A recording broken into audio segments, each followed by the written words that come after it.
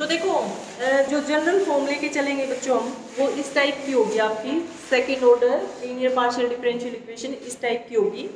उसके बाद यहाँ पर जो स्मॉल आर है वो क्या होता था, मैंने बताया था कि जो स्मॉल पी है वो हम पार्शियल डिफरेंशियल इक्वेशन में लेके चलते हैं करली जेड बाई करली एक्स, जहाँ पर जेड आपका डिपेंडेंट वेरिएबल है, एक्स और वाई इंडिपेंडेंट वेरिएबल है। इस वाले उसमें q is equal to curly z by curly y, इसके लिए यूज करते थे हम स्मॉल आर, हम यूज करते थे curly two z by curly x square, s हम यूज करते थे बच्चों curly two z by curly x curly y, और टी हम यूज करते थे curly two z by curly y square. ये होता है, ठीक है। ये बिल्कुल फर्स्ट लेक्चर में मैंने आपको बताया था जब मैंने पार्शियल डिफरेंशियल इक्वेशन स्टार्ट की, ये है। उसके बाद क्लासिफिकेशन जो डिपेंड करेगा ना, वो इस वाले पार्ट पे डिपेंड करेगा, इस वाले पार्ट पे, which is also said to be principal part of equation one. इसको हम प्रिंसिपल पार्ट भी बोल देते हैं इक्वेशन वन का। The equation one is said to be hyperbolic. जो इक्वेशन ये है इसको हम हाइपरबोलिक बोलेंगे बच्चों, हाइपरबोलिक। कब? If x square minus 4RT, ये वैल्यू आप निकाल लो, और ये वैल्यू अगर आपकी आ रही है ग्रेटर देन 0, तो जो इक्वेशन है second order linear partial differential equation वो कैसी होगी? हाइपरबोलिक। ठीक है। ये वैल्यू क्या क्या हो सकती है? हो सकता है इक्वल टू 0 आ जाए। अगर ये वैल्यू इक्वल टू 0 आ गई तो जो ये इक्वेशन है वो हो जाएगी पैराबोलिक, और अगर ये वैल्यू आ गई लेस देन 0 तो उस केस में ये वैल्यू ये जो इक्वेशन आपकी वो इलिप्टिक बन जाएगी। ठीक है, यही है एक्सरसाइज 6.1। ये था फर्स्ट कि हाइपरबोलिक बनेगी अगर x square minus 4RT greater than 0 आया। सेकंड है कि ये पैराबोलिक बन जाएगी equation one if x square minus 4RT equal to 0 आ जाए आपके पास। और थर्ड जो केस है वो है कि जो इक्वेशन नंबर वन है वो आपकी इलिप्टिक बनेगी if x square minus 4RT less than 0 आ जाए। ये है बच्चों, ठीक है, यहाँ तक क्लियर। ये बस जो गिवन इक्वेशन होगी उसको जनरल फॉर्म से कंपेयर करवा के कैपिटल आर कैपिटल एस और कैपिटल टी की वैल्यू आपको निकालनी है। उसके बाद एक्स स्क्वायर माइनस 4RT की वैल्यू निकालनी है। वो अगर ग्रेटर देन 0 आ रही है तो इक्वेशन आपकी हाइपरबोलिक बनेगी, अगर वो इक्वल टू 0 आ रही है तो इक्वेशन आपकी पैराबोलिक बन जाएगी, और अगर वो लेस देन 0 आ रही है तो इक्वेशन आपकी इलिप्टिक बन जाएगी। ये एक्सरसाइज 6.1 में बस यही है, इसी टाइप के क्वेश्चंस आपको मिलेंगे। और जब आप एक्सरसाइज 6.2, 6.3, 6.4 करोगे ना, तो उसमें क्या होगा कि जो फर्स्ट स्टेप, जो उसमें फर्स्ट स्टेप रहेगा वो यही रहेगा एक्सरसाइज 6.1 का। ठीक है, जो एक्सरसाइज 6.2, 3, 4 जब आप करोगे तो उसका ये फर्स्ट स्टेप रहेगा कि जो भी इक्वेशन गिवन है, जो भी इक्वेशन गिवन है उस इक्वेशन को ये चेक करोगे आप कि वो हाइपरबोलिक है, इलिप्टिक है या फिर पैराबोलिक है। ठीक है, ये है।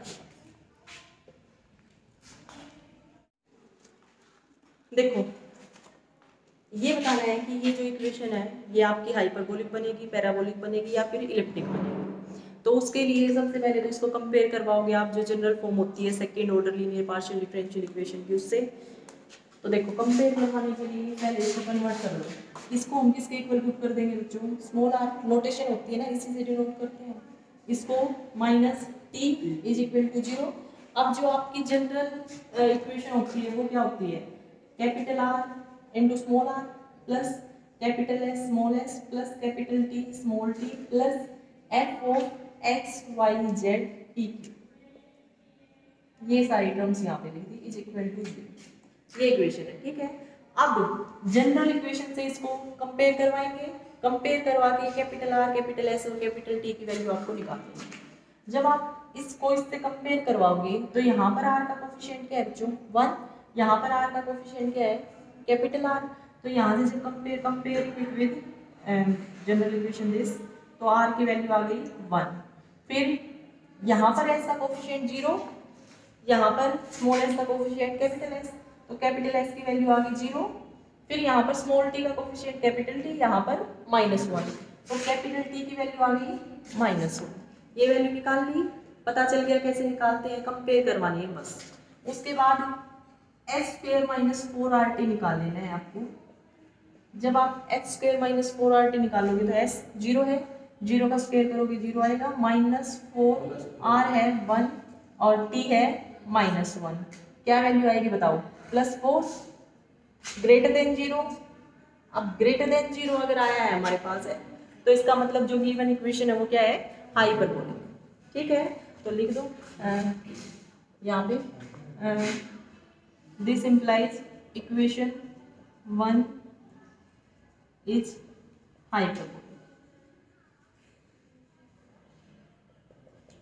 ये है, ठीक है, मुश्किल था बिल्कुल भी नहीं। जनरल इक्वेशन याद होनी चाहिए, कंपेयर करना आना चाहिए, और यहाँ से आप वैल्यू निकालो, इस टर्म में पुट कर दो, पुट करके देख लो ग्रेटर देन 0 आ रही है तो हाइपरबोलिक, इक्वल टू 0 आ रही है तो पैराबोलिक, लेस देन 0 आ रही है तो इलिप्टिक। बस 6.1 एक्सरसाइज पूरी की पूरी ऐसे ही है। जैसे ये है, सबसे पहले बच्चों क्या करेंगे, इसको RST के फॉर्म में कन्वर्ट कर लेंगे। कन्वर्ट करोगे तो 2 इसको small r -2 small s + 5 small t is equal to 0। ये इक्वेशन गिवन है आपके पास। इस इक्वेशन को बताना है आपको, हाइपरबोलिक आएगी, इलिप्टिक आएगी या फिर पैराबोलिक आएगी। तो क्या करोगे बताओ, जनरल इक्वेशन जो है उससे कंपेयर करवाओगे तो ये जनरल इक्वेशन करवा लो कंपेयर। स्मॉल r का कोफिशिएंट यहाँ पे 2 है, यहाँ पे कैपिटल R है, तो यहाँ से बच्चों कैपिटल R की वैल्यू आई 2, कैपिटल S की वैल्यू आई -2 और कैपिटल T की वैल्यू आई 5। अब पुट कर दो s² - 4rt, ये निकाल दो, क्या आ जाएगा बताओ, -2² - 4, r है 2, t है 5। वैल्यू निकालने की जरूरत नहीं है, कंप्लीट, या निकालो तो निकालो, बस ये देखना है लेस देन 0 आ रही है, ग्रेटर देन 0 आ रही है, इक्वल टू 0 आ रही है। यहाँ पे ये 4 है और ये माइनस का है, तो माइनस का कुछ आएगा ना, तो मतलब लेस देन 0 आ जाएगा। निकाल लो, वैल्यू निकाल के तब देख लेना, ठीक है, लेस देन 0 आएगी ये वैल्यू, तो इसका मतलब जो given this implies and given linear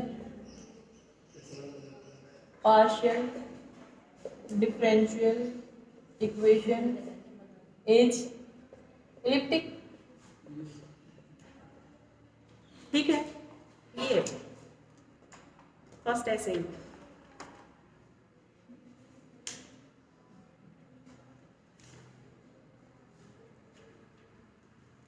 उसके बाद है एक, मैं आपको दे रही हूँ करने के लिए, एक बार ट्राई करना, फिर मैं करवाती हूँ।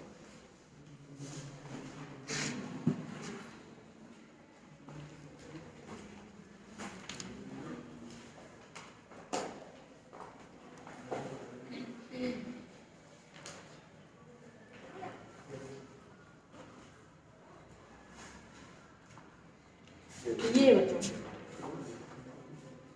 y² करली 2z बाई करली x² माइनस करली 2z बाई करली y²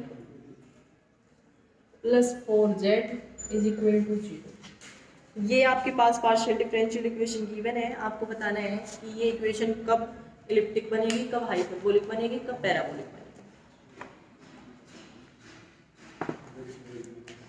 करो एक बार ट्राई सब।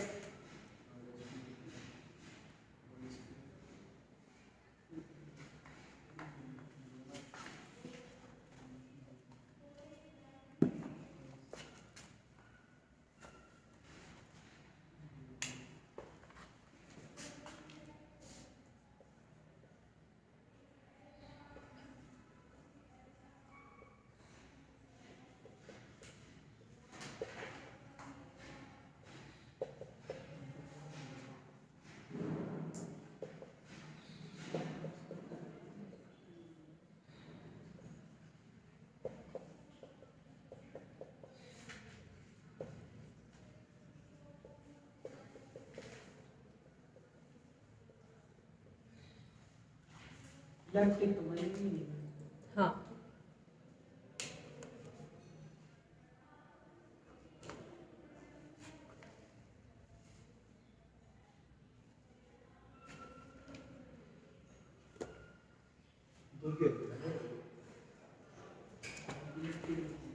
देखो बच्चों, देखो बच्चों, बच्चों देखो, यहाँ पर है ये इक्वेशन गिवन है, पार्शियल डिफरेंशियल इक्वेशन। आपको बताना है कि ये कब आपकी हाइपरबोलिक बन सकती है, कब इलिप्टिक बन सकती है, या कब पैराबोलिक बन सकती है, बनेगी या नहीं। ठीक है, तो सबसे पहले तो हमने क्या किया, इसको जो जनरल फॉर्म होती है ये इसमें कन्वर्ट कर लिया। इसकी जगह पे आर पुट कर दिया, इसकी जगह पे कैपिटल टी, यही होती है जनरल फॉर्म।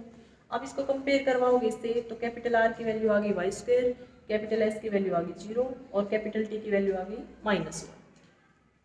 ठीक है, फिर हमें निकालना है एस स्क्वायर माइनस 4RT। जब ये वैल्यू निकाल ली तो हमारे पास आ गया 4y स्क्वायर। अब ये 4y स्क्वायर जो ये वैल्यू है, अगर ये आई ग्रेटर देन 0 तो इक्वेशन आपकी बनेगी हाइपरबोलिक। अब ये ग्रेटर देन 0 कब आएगा बताओ। देखो अगर y आ गया 0 तो ये आ जाएगी value 0। If y is equal to 0 then x square minus 4RT is equal to 0। This implies जो गिवन इक्वेशन है वो आपकी क्या बन जाएगी, इज पैराबोलिक, पैराबोलिक बनेगी। ठीक है, अब दूसरा केस क्या बनेगा, अगर y स्क्वायर देखो कुछ भी आ जाए वैल्यू 0 के अलावा, उसके लिए तो हाइपरबोलिक बन जाएगी, क्योंकि ये वैल्यू नेगेटिव तो हो नहीं सकती वाई स्क्वायर, है ना। कोई भी आप रियल नंबर यहाँ पे पुट कर दो तो वाई स्क्वायर जब आप करोगे, किसी भी रियल नंबर का आप स्क्वायर करोगे तो वो आपका नेगेटिव तो आएगा नहीं। अगर वैल्यू नेगेटिव नहीं आएगी तो इसका मतलब ये लेस देन 0 नहीं आएगा, ये लेस देन 0 नहीं आएगा, तो इक्वेशन आपकी इलिप्टिक तो बनेगी नहीं किसी भी केस में। ठीक है, अब हाइपरबोलिक बन सकती है अगर वाई नॉन जीरो कुछ भी वैल्यू पुट कर दो आप। ठीक है, इसने आपका और सिंपल लिखा हुआ है, आगे बताया ही नहीं, बस दो ही चीज लिख दी। यहाँ पर हाइपरबोलिक बनेगी, हाइपरबोलिक बनेगी, ये लिख दिया if y square greater than 0, बस सिंपल। ठीक है, और यहाँ पे लिख दिया पैराबोलिक बनेगी if y square is equal to 0। तो आप और भी लिख सकते हो ना, और आगे लिख दिया कि वाई स्क्वायर लेस देन 0 हो नहीं सकता, वो तो इमेजिनरी रीजन आ जाएगा, तो therefore equation can not be elliptic. ठीक है बच्चों, ये चीज है। तो आप और अच्छे से बता दो ना, वाई स्क्वायर 0 कब आएगा, जब वाई 0 बनेगा, जब आपका वाई 0 बनेगा। ठीक है, और वाई अगर 0 नहीं है तो 0 के अलावा कोई भी अगर आप नंबर लोगे तो उस केस में ये इक्वेशन क्या बन जाएगी, हाइपरबोलिक। ये था। ठीक है,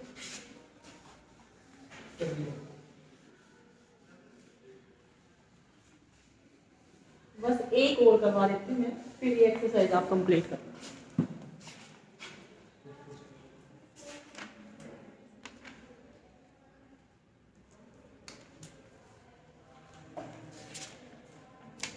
ये बच्चों जो इक्वेशन गिवन है आपके पास वो है x square y minus 1 minus x y square minus 1 small s, फिर यहाँ पे है plus y y minus 1 t plus x y p minus q is equal to 0, और साथ में दे रखा है कि x नॉट इक्वल टू 0, ये दे दिया।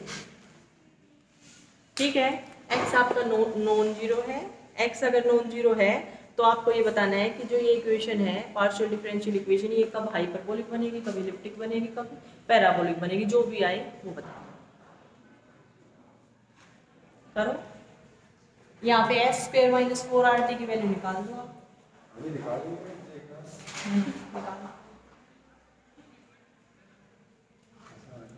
एक्स स्क्वायर माइनस 4RT की वैल्यू निकाल के बता दो मुझे क्या है।